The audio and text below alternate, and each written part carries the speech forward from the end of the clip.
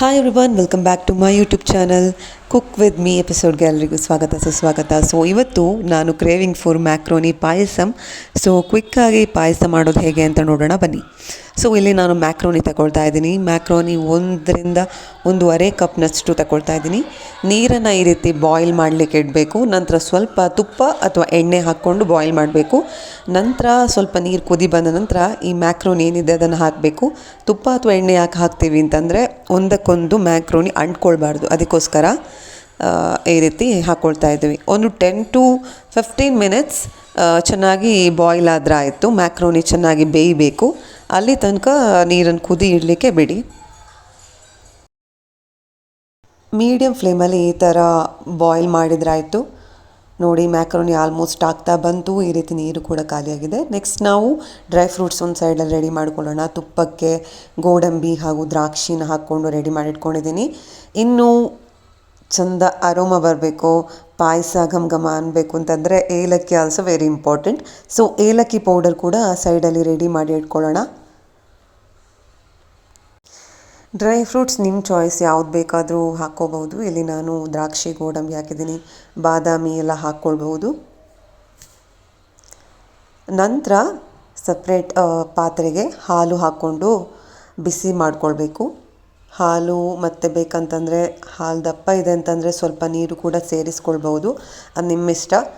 ತಿಕ್ಕಾಗಿ ಪಾಯಸ ಬೇಕು, ಹಾಲಲ್ಲೇ ಬೇಕು ಅಂತಂದರೆ ಹಾಲು ಪ್ಯೂರಾಗಿ ಹಾಕ್ಕೊಳ್ಬೋದು, ಇಲ್ಲಾಂದರೆ ಸ್ವಲ್ಪ ಹಾಲು ನೀರು ಮಾಡ್ಬೋದು. ನಂತರ ನಿಮ್ಗೆ ಬೇಕಾದಷ್ಟು ಸಕ್ಕರೆ, ಎಷ್ಟು ಸಿಹಿ ಬೇಕು ಅಷ್ಟು ಸಕ್ಕರೆನ ಹಾಕ್ಕೊಂಡು ಚೆನ್ನಾಗಿ ಕರಗಬೇಕು ಸಕ್ಕರೆ. ಸಣ್ಣಕ್ಕೆ ಕುದಿ ಬಂದ ನಂತರ ಹಾಲು, ಈ ಮ್ಯಾಕ್ರೋನಿ ಏನಿದೆ ಎಲ್ಲ ಮ್ಯಾಕ್ರೋನಿನ ಈ ರೀತಿ ಹಾಕ್ಕೊಂಡ್ರೆ ಆಯಿತು. ಮತ್ತು ವಾಪಸ್ ಚೆನ್ನಾಗಿ ಸ್ಟಿರ್ ಮಾಡಿಕೊಳ್ಬೇಕು ಸಕ್ಕರೆ, ಮ್ಯಾಕ್ರೋನಿ, ಹಾಲು ಎಲ್ಲ. ಇದು ನಾನು ಹಾಲಲ್ಲೇ ಮಾಡ್ತಾಯಿದ್ದೀನಿ ಪಾಯಸ. ಬೇಕಂತಂದರೆ ಕೋಕೋನಟ್ ಮಿಲ್ಕ್ ಕೂಡ ಹಾಕ್ಕೊಳ್ಬೋದು, ಆ್ಯಡ್ ಮಾಡ್ಕೊಳ್ಬೋದು ಹಾಲಿನ ಜೊತೆನೇ. ಪ್ಯೂರ್ಲಿ ಹಾಲಲ್ಲೇ ಮಾಡ್ತಾಯಿದ್ದೀನಿ. ನಂತರ ಡ್ರೈ ಫ್ರೂಟ್ಸ್ ಹುರ್ಕೊಳ್ಳೋದೇನಿದೆ ಅದನ್ನು ಹಾಕ್ಕೊಂಡಿದ್ದೀನಿ. ನಂತರ ಏಲಕ್ಕಿ ಪೌಡರ್ ಕೂಡ ಹಾಕ್ಕೊಳ್ತಾ ಇದ್ದೀನಿ, ಚಂದ ಪರಿಮಳ ಬರಲಿ, ಪಾಯಸ ಒಳ್ಳೆ ಫ್ಲೇವರ್ಫುಲ್ ಆಗಿರಲಿ ಅಂತ ಹೇಳಿ. ಹಾಗೆಯೇ ಇಲ್ಲಿ ನಾನು ಕೇಸರಿ ದಳಗಳನ್ನು, ಸ್ಯಾಫ್ರಾನನ್ನು ಕೂಡ ಹಾಕ್ತಾಯಿದ್ದೀನಿ. ಸ್ವಲ್ಪ ಸ್ಯಾಫ್ರಾನ್, ಲೈಟಾಗಿ ಕಲರ್ ಬರುತ್ತೆ ಪಾಯಸ, ಮತ್ತು ಒಂದು ಪರಿಮಳನೂ ಇರುತ್ತೆ. And healthy also, and it looks so delicious ಅಲ್ವಾ. ಹಾಗೆ ಒಂದು 5 ಮಿನಿಟ್ಸ್ ತನಕ ಚೆನ್ನಾಗಿ ಕುದಿ ಬಂದರೆ ಪಾಯಸ ಸವಿಯಲು ಸಿದ್ಧ. ಮ್ಯಾಕ್ರೋನಿ ಪಾಯಸ ನೋಡಿ, ನಾವು ಬೇಯಿಸಬೇಕಾದ್ರೆ ತುಪ್ಪ ಹಾಕಿರೋದ್ರಿಂದ ಮ್ಯಾಕ್ರೋನಿ ಎಷ್ಟು ಚೆನ್ನಾಗಿ ಬಿಡಿಯಾಗಿದೆ, ಶೇಪಲ್ಲಿದೆ ನೋಡಿ. Macaroni payasa ready.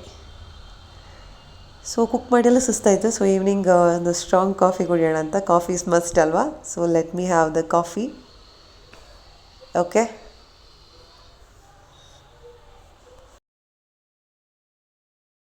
ನಂತರ we are preparing baby corn Manchurian. Baby ಕಾರ್ನನ್ನು ಈ ರೀತಿ ಸ್ಲೈಸಸ್ ಆಗಿ ಕಟ್ ಮಾಡ್ಕೊಳ್ಬೇಕು. ನೋಡಿ, ಬೇಬಿ ಕಾರ್ನ್ ತುಂಬಾ ಫ್ರೆಶ್ ಆಗಿದೆ. ಬೇಬಿ ಕಾರ್ನ್ ಕಟ್ ಮಾಡಿದ ನಂತರ ಚೆನ್ನಾಗಿ ತೊಳ್ಕೊಳ್ಬೇಕು.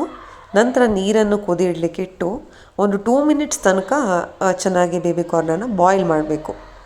ಓಕೆನಾ? Yes, this is done. ಇವಾಗ ಬಾಯ್ಲ್ ಆಯಿತು, 2 ಮಿನಿಟ್ಸ್ ಆಯಿತು. ಈ ಬೇಬಿ ಕಾರ್ನನ್ನು ಎಲ್ಲ ಒಂದು ಸೈಡ್ ಸಪ್ರೇಟ್ ಪಾತ್ರೆಗೆ ಹಾಕಿಡೋಣ. ಇಲ್ಲಿ ನಾವು ಪಕ್ಕದಲ್ಲಿ ಗ್ರೇವಿಗೆ ಏನೆಲ್ಲ ಇಂಗ್ರೀಡಿಯೆಂಟ್ಸ್ ಬೇಕು ಅದನ್ನೆಲ್ಲ ರೆಡಿ ಮಾಡ್ಕೊಳ್ಳೋಣ ಅಂತ ಹೇಳಿ. ಬೆಳ್ಳುಳ್ಳಿ is also main ingredient here. So ಇಲ್ಲಿ ನಾನು 8ರಿಂದ 10ರಷ್ಟು ಬೆಳ್ಳುಳ್ಳಿಗಳನ್ನು ತಗೊಂಡಿದ್ದೀನಿ.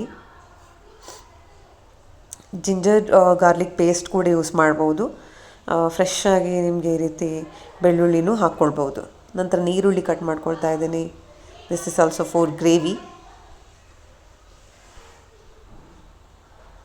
ಬೇಕಂತಂದರೆ ಎಕ್ಸ್ಟ್ರಾ ವೆಜಿಟೇಬಲ್ಸ್ ಕೂಡ ಹಾಕ್ಕೊಳ್ಬೋದು. ಇಲ್ಲಿ ನಾನು ವೆಜಿಟೇಬಲ್ಸ್ ಅಂತ ಹೆಚ್ಚು ತಗೊಳ್ತಾ ಇಲ್ಲ, ಜಸ್ಟ್ ಆನಿಯನ್ ಮಾತ್ರ ತಗೊಳ್ತಾ ಇದ್ದೀನಿ. ಓಕೆ, ಆನಿಯನ್, ನಂತರ ಕೊತ್ತಂಬರಿ ಸೊಪ್ಪು ಲಾಸ್ಟಿಗೆ. ಇಲ್ಲಿ ಬೇಬಿ ಕಾರ್ನಿಗೆ ಸ್ವಲ್ಪ ಪೆಪ್ಪರ್, ಕರಿಮೆಣಸಿನ ಪೌಡರ್, ನಂತರ ಉಪ್ಪು, ಸ್ವಲ್ಪ ಚಿಲ್ಲಿ ಪೌಡರ್, ರುಚಿಗೆ ತಕ್ಕಷ್ಟು, ಖಾರ ಹೇಗೆ ಬೇಕು ಹಾಗೆ. ನಂತರ ಕಾರ್ನ್ಫ್ಲೋರ್ ಹಾಕ್ಕೊಳ್ತಾ ಇದ್ದೀನಿ. ಆ್ಯಂಡ್ ಪ್ರಾಪರಾಗಿ ಈ ರೀತಿ ಚೆನ್ನಾಗಿ ಮಿಕ್ಸ್ ಮಾಡಬೇಕು, ನೀರು ಹಾಕ್ದೇ ಈ ರೀತಿ ಮಿಕ್ಸ್ ಮಾಡಬೇಕು. ನಂತರ ಎಣ್ಣೆ ಕಾದ ನಂತರ ಈ ರೀತಿ ಬೇಬಿ ಕಾರ್ನನ್ನು ಫ್ರೈ ಮಾಡಿ ಇಟ್ಕೊಳ್ಳೋಣ. Yes, it is ready. And next ಇವಾಗ ನಾವು ಹಸಿಮೆಣಸು ನಂತರ ಬೆಳ್ಳುಳ್ಳಿ ಪೇಸ್ಟ್ ಮಾಡೋಣ. ಈ ರೀತಿ ಕುಟ್ಟಾಣಿಯಲ್ಲಿ ಚೆನ್ನಾಗಿ ಕುಟ್ಟಿದ್ರಾಯಿತು ನೋಡಿ. And here this is cornflour mixture. ನೀರು, ಕಾರ್ನ್ಫ್ಲೋರ್ ಪೌಡರ್, ಸ್ವಲ್ಪ ಹಸಿಮೆಣಸು, ಸ್ವಲ್ಪ ಉಪ್ಪು ಹಾಕ್ಕೊಂಡು ರೆಡಿ ಮಾಡಿದಂಥ ಪೇಸ್ಟ್. ನಂತರ ಬಾಣಲೆಗೆ ಎಣ್ಣೆ ಹಾಕಿ ಈ ರೀತಿ ಪೇಸ್ಟ್ ಏನು ಮಾಡಿಟ್ಕೊಂಡಿದ್ದೀವಿ ಬೆಳ್ಳುಳ್ಳಿ ಚಿಲ್ಲಿ ಅದನ್ನು ಫ್ರೈ ಮಾಡಬೇಕು ಗೋಲ್ಡನ್ ಬ್ರೌನ್ ತನಕ. ನಂತರ ಈರುಳ್ಳಿನ ಹಾಕ್ಕೊಳ್ಳಿ, ಚಾಪ್ಡ್ ಈರುಳ್ಳಿ. ಇಲ್ಲಿ ಸ್ವಲ್ಪ ಕೆಚಪ್ ಹಾಕ್ಕೊಳ್ತಾ ಇದ್ದೀನಿ. Next I am adding soya sauce ಹಾಕ್ಕೊಂಡು ಸ್ವಲ್ಪ ಚಿಲ್ಲಿ ಸಾಸ್ ಹಾಕ್ಕೊಳ್ತಾ ಇದ್ದೀನಿ. ಎಲ್ಲನ ಪ್ರಾಪರಾಗಿ ರೀತಿ ಮಿಕ್ಸ್ ಮಾಡ್ಕೊಳ್ಬೇಕು, ಚೆನ್ನಾಗಿ ಫ್ಲೇವರೆಲ್ಲ ಹೀರ್ಕೊಳ್ಬೇಕು. ನಂತರ ಕರಿಬೇವಿನ ಸೊಪ್ಪು, ಇಲ್ಲಿ ಬೇಕಂತಂದರೆ ಸ್ವಲ್ಪ ಉಪ್ಪು ಹಾಕ್ಕೊಳ್ಬೋದು. ಆಲ್ರೆಡಿ ಫ್ರೈ ಮಾಡಿರೋವಾಗ ಕಾರ್ನ್ಫ್ಲೋರಲ್ಲಿ ಹಾಕಿರೋದ್ರಿಂದ ಇಲ್ಲಿ ಹಾಕಿಲ್ಲ ಅಷ್ಟೇ. ನೆಕ್ಸ್ಟ್ ಫ್ರೈ ಮಾಡಿರೋ ಬೇಬಿ ಕಾರ್ನನ್ನು ಈ ರೀತಿ ಈ ಗ್ರೇವಿಗೆ ಹಾಕ್ಕೊಂಡ್ರೆ ಆಯಿತು. And baby corn Manchurian is ready. ಗಾರ್ನಿಷ್ಗೆ ಕೊತ್ತಂಬರಿ ಸೊಪ್ಪು ಹಾಕ್ತಾಯಿದ್ದೀವಿ. ಆ್ಯಂಡ್ ಎಸ್, ಸವಿಯಲು ಸಿದ್ಧ. ಇವಾಗ ನೆಕ್ಸ್ಟ್ ಒಂದು ರೆಸಿಪಿಗೆ ಹೋಗೋಣ. ಹೆಲ್ದಿ ಬನಾನಾ ದೋಸೆ, ಬಾಳೆಹಣ್ಣಿನ ದೋಸೆ ಮಾಡ್ತಾ ಇರೋದು. ಇಲ್ಲಿ ಇಷ್ಟುದ್ದ ಗ್ಲಾಸ್ ಏನಿದೆ ಆ ಗ್ಲಾಸಲ್ಲಿ ಅಕ್ಕಿ ತಗೊಂಡು ತೊಳೆದು 1 ರಿಂದ 2 ಗಂಟೆಗಳ ಕಾಲ ನೆನೆ ಹಾಕ್ಲಿಕ್ಕೆ ಇಡಬೇಕು ಅಕ್ಕಿನ. ಅದೇ ರೀತಿ ಪ್ರಾಪರಾಗಿ ರೀತಿ ತೊಳಿರಿ. ತೊಳೆದ ನೀರನ್ನು ಬೇಕಂತಂದರೆ ಇಫ್ ಯು ಹ್ಯಾವ್ ಮಿನಿ ಗಾರ್ಡನಿಗೆ ಕೂಡ ಹಾಕ್ಬೋದು. It is good only for plants. So 2 ಗಂಟೆಗಳ ಕಾಲ ಸೋಕಾಗಿ ಆಯಿತು. ಇವಾಗ ಅಕ್ಕಿ ಹಿಟ್ಟನ್ನು ರೆಡಿ ಮಾಡೋಣ. ಅಕ್ಕಿ ಹಿಟ್ಟು ಸ್ವಲ್ಪ ದಪ್ಪನೇ ಇರಲಿ, ನೀರು ಮಾಡೋದು ಬೇಡ, ಸ್ವಲ್ಪ ತಿಕ್ಕಾಗಿ ಇಟ್ಕೊಳ್ಳಿ.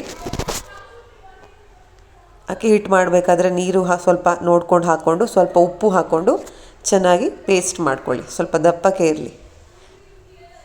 ಇಲ್ಲಿ ಏಲಕ್ಕಿ ಬಾಳೆಹಣ್ಣು, ಕದಳಿ ಬಾಳೆಹಣ್ಣು ಏನಿದೆ ಅದನ್ನು ತಗೊಂಡಿದ್ದೀನಿ.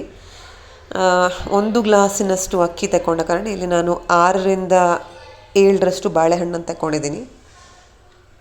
ಬಾಳೆಹಣ್ಣನ್ನು ಈ ರೀತಿ ಸಪ್ರೇಟ್ ಮಾಡಿಕೊಂಡು ಕಟ್ ಮಾಡಿ ಒಂದು ಪೇಸ್ಟ್ ಸಪ್ರೇಟಾಗಿ ಮಿಕ್ಸಿಯಲ್ಲಿ ಪೇಸ್ಟ್ ರೆಡಿ ಮಾಡ್ಕೊಳ್ಬೇಕು. ಅಕ್ಕಿ ಮತ್ತು ಬಾಳೆಹಣ್ಣನ್ನು ಒಟ್ಟಿಗೆ ಹಾಕೋದು ಬೇಡ.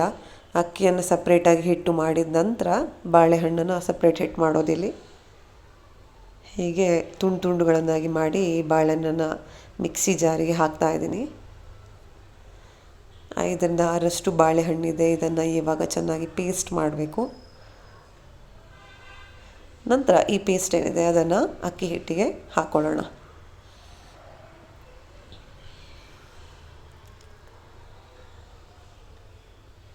ಇವಾಗ ಪ್ರಾಪರಾಗಿ ಇದನ್ನು ಚೆನ್ನಾಗಿ ಮಿಕ್ಸ್ ಮಾಡಿಕೊಳ್ಬೇಕು.